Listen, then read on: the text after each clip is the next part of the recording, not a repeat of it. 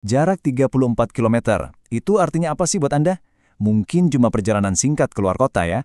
Tapi coba bayangin, bagi warga di sebuah desa di Indonesia, jarak segitu tuh udah kayak jurang pemisah.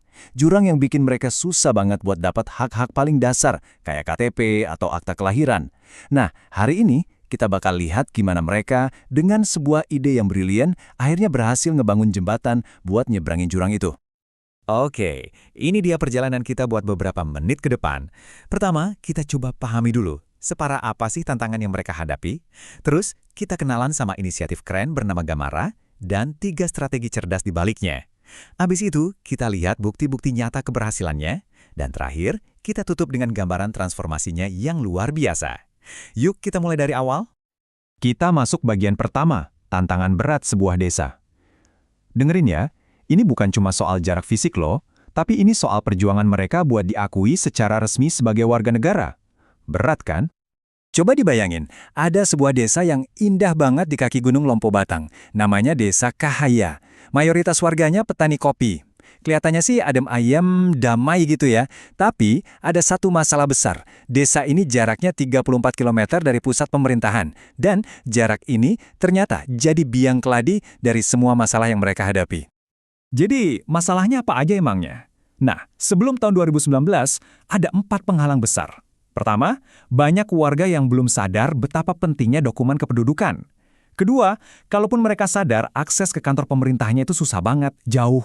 Ketiga, kualitas layanannya pun, ya gitu deh, seringkali kurang memuaskan. Dan yang terakhir, prosesnya ribet, nggak ada cara yang gampang. Ini udah paket komplit lah, yang bikin warga jadi kayak terisolasi dari negara mereka sendiri. Tapi, dari semua masalah itu, akhirnya muncullah sebuah titik balik.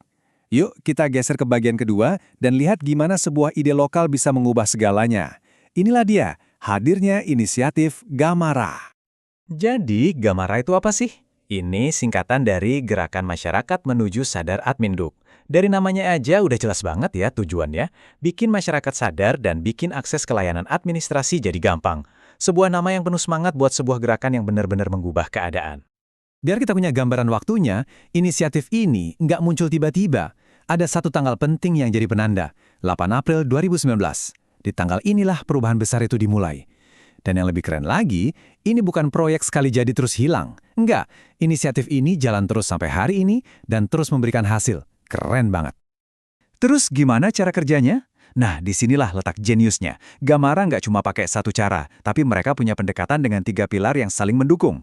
Tujuannya satu, bawa layanan langsung ke depan pintu rumah warga.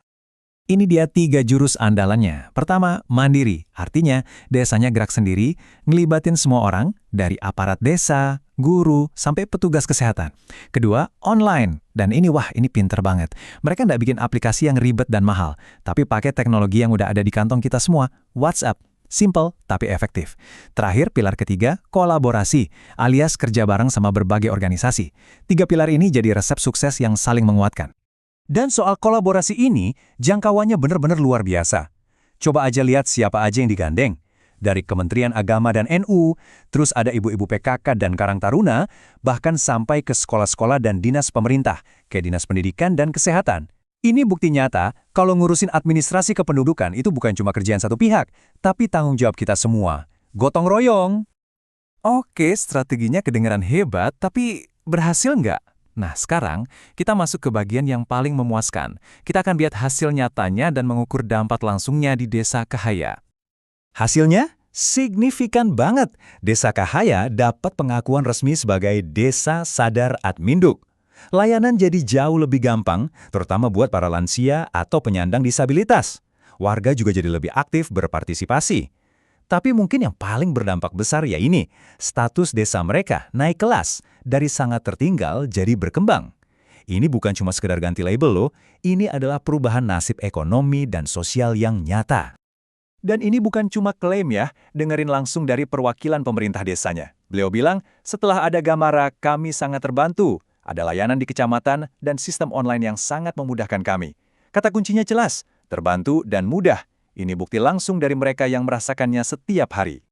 Biar kita benar-benar paham skalanya sebesar apa, yuk kita lihat bagian terakhir, perbandingan langsung kondisi sebelum dan sesudah adanya Gamara. Siap-siap kaget ya.